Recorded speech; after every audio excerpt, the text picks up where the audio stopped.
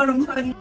اول از همه یه قلک برداشتم، بعدش هم این دستمال مرطوبه که خیلی پرکار بردن، هولدر موبایلش هم که اصلا نمیشه ازش گذشت، یه تخت شاسی کوچیک و بزرگ برداشتم. این هولدر موبایلم که خیلی خوشگله. خودکارای 10 رنگ که از واجباته. این دفترچه‌ی کیوت هم برداشتم. اینجا سویچی هم که واقعا چشممو گرفته بود. یه دونه پاکن جادویی و یه قمقمه کرومی. 2 تا هم استیکر که میتونید روی دفترچه‌هاتون استفاده کنید. یه کیف سیلیکونی اورجینال، پاکن خانواده سانریو. قاشق چنگال که نباشه اصلا نمیشه.